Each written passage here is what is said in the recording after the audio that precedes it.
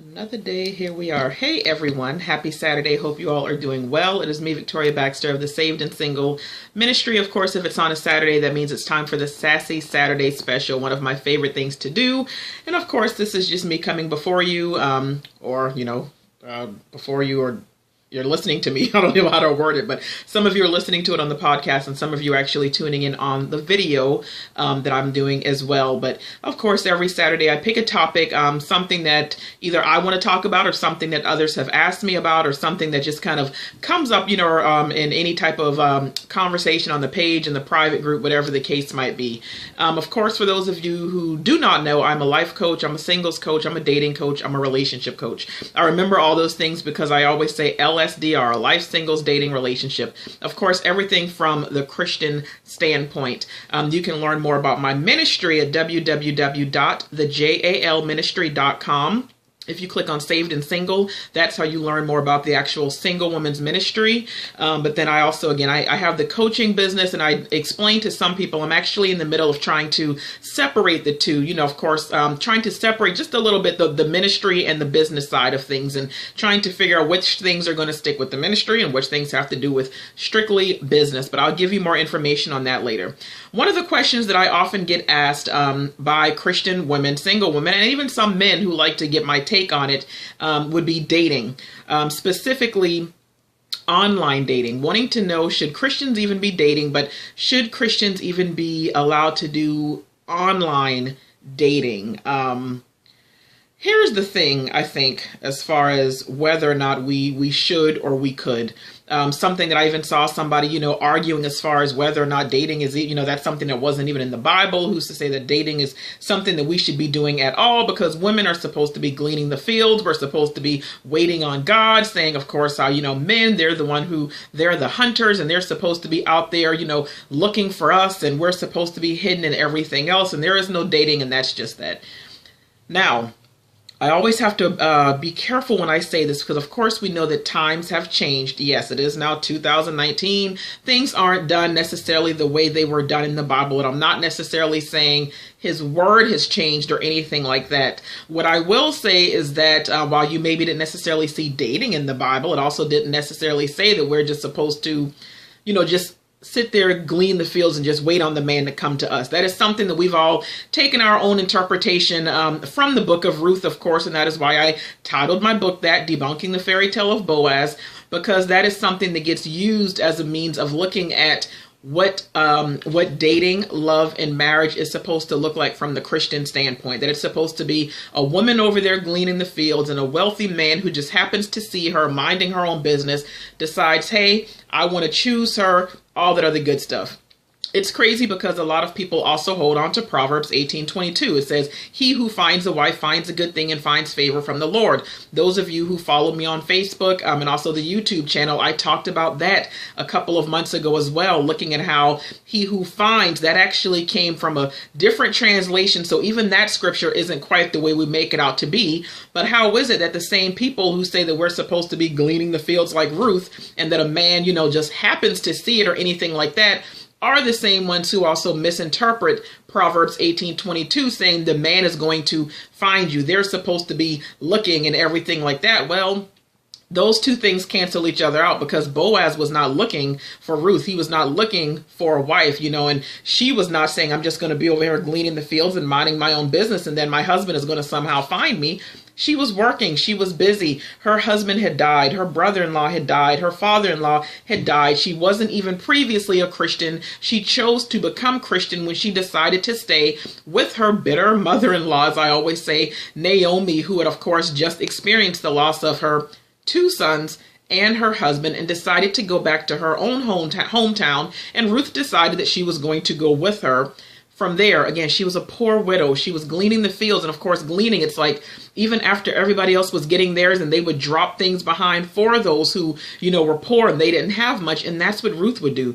She was going and picking up leftover grains. And it happened to be in the field of Boaz, who was wealthy and was just like, hey, who's that? But even then, it wasn't like, hey, I want her, that's going to be my wife. It was more so Naomi, who was just like, hey, this is what you need to do. get dolled up, put some perfume on, make yourself look good, smell good, go to the threshing floor later, all that other good. You just got to read the book. I don't even want to get off track, but that's why I wanted to write my book about it. And that's why I talk about it a lot. People try to use these different things for Christians as it pertains to dating. Let's just say, and let's just make it clear, there's nothing wrong with dating. I will also say there's nothing wrong with online dating. I think with everything, of course, there's a way to do it. Now, we do know also that the Bible says just because something is not necessarily, just because it's not a sin, it doesn't necessarily mean that it's good for you either. Just because there's no instruction against it or, a law or rule against it, it doesn't mean that we're supposed to partake and participate in it either. So that's where you have to be a little bit careful. There's nothing wrong with dating, and there's definitely nothing wrong with online dating. There is a way to do it. I'll be honest, and I'll give a little bit of my my history with it. It is something that I did. I was in a relationship, with my ex, the father of my children, for about 10 years, off and on. And again, like I said, it produced 2 kids. We were together, and after that, and realizing, okay, this is truly officially going to be a done deal, I was like, I don't go anywhere. I'm a homebody. I like being home. I like Dr. Phil. I like, just chilling out and cooking. Like, those are the things that interest me. And anyone that I actually consider to be a friend, none of those people even live here. I don't really have anyone to go out with and to actually spend time with. I was like, so how am I going to actually meet somebody? I'm ready to date. I'm ready to, get my feet wet. I'm ready to actually get back out there. But how is that actually going to happen? So that's when I decided that I was going to join an online dating site. And I'll put the name out there. It was POF. It stands for Plenty of Fish. And I did it. I'm not going to say it was terrible. I think I did things a little bit backwards because of the place and the position that I was in. When I started off, I knew that I wanted to be in a relationship, but I didn't want to appear to be desperate, although I was desperate. So I would just kind of, I'm just looking, at first I was like, looking for a relationship. Then I would change what I was looking for. Looking to date, nothing serious. I was never honest about what it was that I want. Because on this site, it had like casual dating, looking to date, no commitment, wanting a relationship, actively seeking a relationship, and then wanting to get married. So it's like, which one do you choose when it's like, it's left to those different, those 5 categories. But again, I did it. And I met some really great people. I've met some people, they became customers, they became clients. Some of them became lifelong friends. And then, of course, on the flip side, there were some that, we did get physical and we should not have. And of course, I do mean, having sex. And there was some that should not have happened. It was also a time when I was trying to get to that point of becoming abstinent and wanting to get rid of sex altogether. But even then, it's like the temptation was great. I was not in a place of being healed. I was not in a place of being whole. I was not in a place of being content with actually being single. So I was doing things a little bit backwards, and I was doing things out of desperation.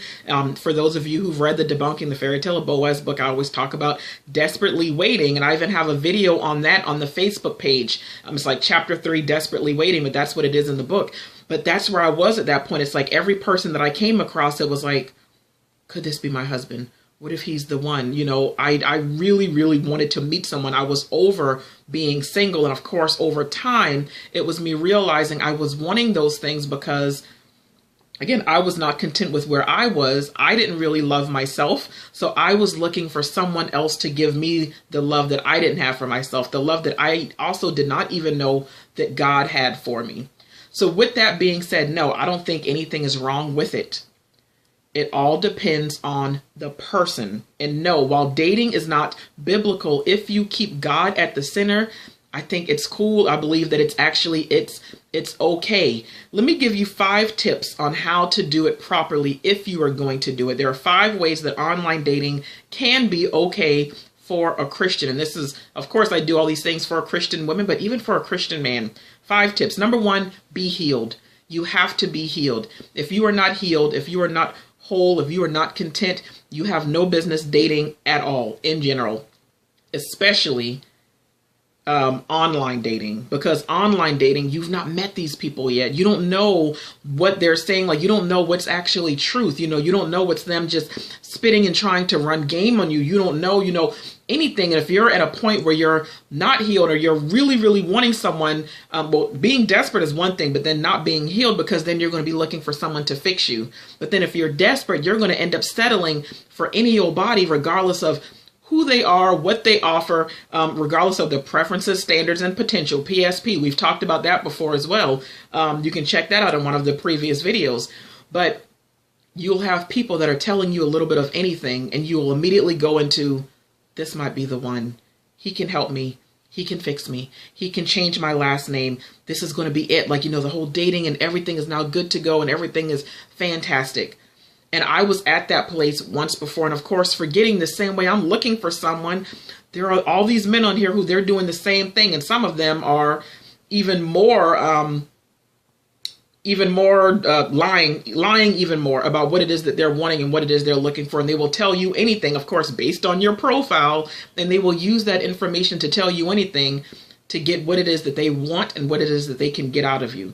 And keeping in mind that these men, they're hunters, in that world. So they're looking to get their teeth into and claws into as many different women as they possibly can. So in that situation, you have to be careful, because you might fall for somebody who only has you as an option. But be healed. Number 2, keep an open mind. If you are healed, if you are whole, if you are content, you have to still keep an open mind. Again, back to PSP with the preferences, standards, and potential.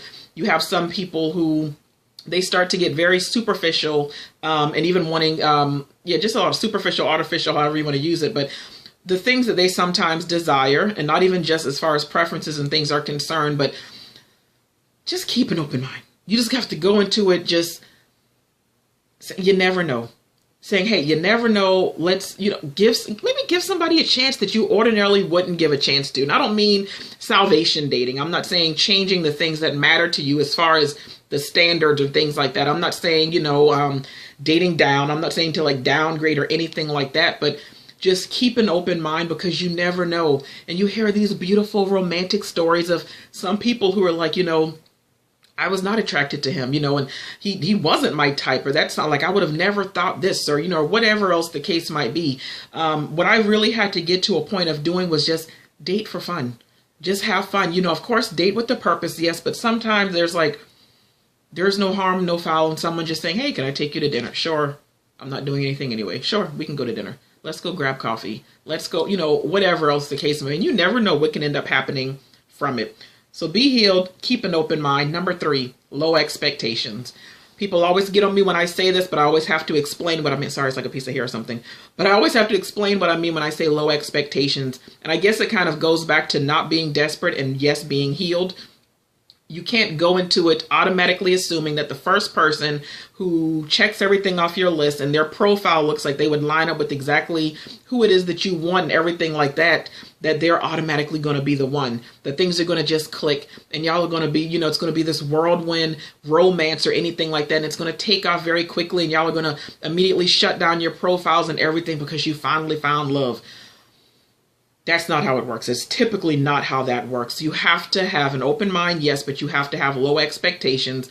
Go into it not saying, oh, this isn't going to work out. It's probably just going to be a waste of my time, because that means your mind isn't open. But you can't go into it saying, now that I've taken that step and now that I've signed up, I know I'm going to meet somebody and I know it's going to be, fantastic. And you can't have it all planned out in your mind how it's going to go, because that's where frustration comes into play. Frustration oftentimes stems from us having our hopes up and having high expectations, and then people end up not meeting those expectations. And that's when we find ourselves getting frustrated. Be healed, open mind, low expectations. Number 4, know yourself. That sounds like a duh. It's really not. There are a lot of women who don't know themselves. And that's why I'm doing right now the R2C, the Road to Contentment Masterclass. And it is for those women who are saying, hey, I'm trying to discover myself. I'm trying to be content being single. It's not about healing from the past. It's not about preparing for him. It's being content in this area where I am right now. I'm trying to discover my purpose. I'm trying to discover, self-love, the whole nine. Look at the video that I did a couple of weeks ago on contentment, but talking about that very thing, because if you don't know yourself and if you don't know what it is that you really like, it'll be easy for you to lose yourself in someone else, because they are going to be telling you who you are, who you should be, and what you should become. And that is a very, very dangerous situation, because it's happened with people before. And what ends up happening is that somewhere along the way, somewhere along the lines, oftentimes in a relationship, sometimes in an engagement, and sometimes even in a marriage, that is when the woman finally finds herself. That is when she finally discovers who she is and what she does and doesn't like. And what do you think happens? It causes issues in that relationship or in that union, in that covenant, in that marriage, because now it's like she's found herself, and it's for her, it's like, what am I doing here? For him, it's like, who are you? Who's here? Like, I didn't sign up for this. So she's wanting to know, why am I here? He's wanting to know, why are you here? Like, I didn't marry this. And now you have chaos and you have conflict because somebody finds themselves, they discover who they are after the fact. I spoke about that. I went through that with my ex. And I'm whispering because my kids are actually home right now and it's their father.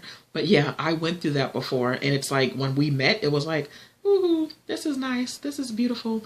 I was young. He was 8 years older. Lo and behold, I found myself in the middle of that relationship. He was older, so he was already set in his ways. He was already who he was going to be. I had not found myself, and I found myself in that relationship. I learned, okay, I actually don't like these things. I actually do like these things. And for him, it was like, that's not who I entered into a relationship with. That's not who I was talking about marrying. And it caused a whole lot of conflict, and we were butting heads like you would never believe. You have to discover yourself now. You have to know yourself now, before dating at all, before a relationship, before anything. But yeah, especially before online dating, because these men, they'll just start whispering anything in your ears. They'll start telling you anything, and before you know it, you will fall for it if you're not healed, if you are desperate or anything like that. The last thing I would say, tip number 5, it's the obvious. Be safe. You got to be safe. You have to make smart decisions if this is something you are going to do, where you're deciding you are going to meet someone from the internet. I laugh. I think about a meme or something that I saw floating around recently. It was like, we were previously told to not talk to strangers on the internet, and we were told to not get in a car with strangers. And now here it is, we have Uber, and Uber is all about getting on the internet just to find a stranger to actually get in their car. But one of the does, of course, is being safe. You don't know these people. So you have to take all precautionary measures if you're deciding this is a journey that you are going to embark on. Be very, very careful. What I would do, no one would get my address. And before I finally felt comfortable with someone picking me up, or even dropping off tax papers or bringing me something to eat, I had to make sure I had your full name, your last name, so I could go do a background check, find out everything I needed to know on you, make sure, I did the whole 9. And even then, there was very, very few times that anyone ever knew where I lived. But especially, the first meeting or something like that, no, we were going to meet. I was going to drive. We were going to be, in a well-lit area. We were going to go to a restaurant or something that was going to be busy at that time. So that way, if it's you walking me to my car or whatever else, I had to think about so many different things. And of course, somebody like me, I'm an overthinker, and I do watch a lot of crime shows. Lord forgive me, don't judge me, but I do. So I'm looking at some of these things of when things happen, for people in real life, and seeing, how those situations can turn out for me. And I'm a single mom, I have my kids to think about. So I really had to decide to be safe. So online dating for Christians, it's not a bad idea. Keep Christ at the center, first and foremost. And that comes even before the 5 tips that I just gave. Christ has to be at the center. That means you are seeking him first. You are dating with the purpose, of course, and you're doing the purity, you're just making sure, of course, as far as the preferences and the standards and the potential and stuff like that, keeping God at the center. Follow these 5 steps. You'll be good to go. Hey, stay connected, because sometime next month, I am actually going to be giving all the information for the dating experiment. I told you all before, I've been having the time of my life interviewing a whole lot of different men as far as, what they do and don't like as far as dating is concerned. Because that is something, aside from online dating, a lot of women are asking, hey, what about dating in general, like, can we do it? Should we do it? Well, how to date? So many people are like, I'm divorced. I've been single. Like, I don't even know how to date. What's okay? What questions? And so many different things. Of course, in the private group, we can give each other feedback all day long. We can talk. We can encourage each other. We can chit chat about stuff. I've chit chatted with some of you individually, just on a friendly conversation. And then, of course, for those of you who are my coaching clients and we talk about dating and stuff like that. Females, it's one thing. I like getting male perspective. And again, this is why I studied and wanted to actually become a certified dating coach as well, and actually having access to the information, and now actually, again, talking to many different Christian men. But even though Christians, they still range greatly in age, in their desires, in their likes, their wants, their preferences, so many different things. But finding out what they do and don't like on date, what's something that's automatically, going to cause them to shut down, and what's something that, it's going to guarantee you're not going to get a call back, all of these different things. But yeah, this dating experiment is going to be awesome, going along with the whole coaching side of it. Going to be launching an ebook and taking on just a handful of clients, because they are going to be getting one-on-one coaching from me throughout their entire dating experiment. So stay connected for that, because I'm not going to be able to do that for everyone. Again, for me, I look at results more than I look at the financial gain. So I'm not looking for a lot of people to sign on to things, but stay connected as far as learning more information about that.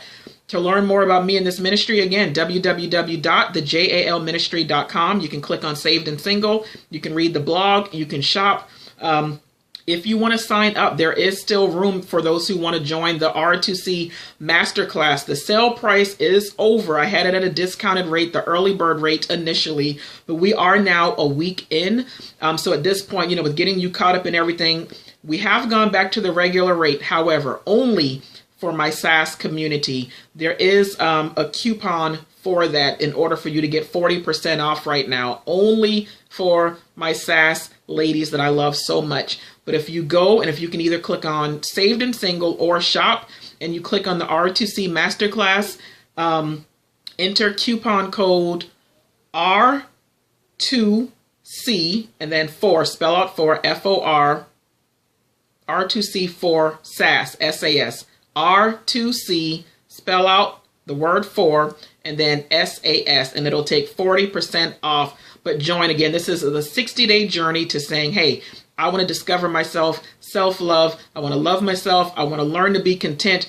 It's awesome. We're going to be preparing to even do like a singles bucket list, and I'm going to be holding people accountable to fulfilling those things and learning who they really are. We're not even thinking about him, because we don't know who him is. We are thinking about us during this time. And this first week, it's been amazing. And I love even the feedback that I've gotten thus far from people who are already enjoying it, as I've been asking, who are you and how do you feel about being single? I posted that in the group as well, and looking at the trickle down even from that to get to the sub feelings of how people really do feel about certain things.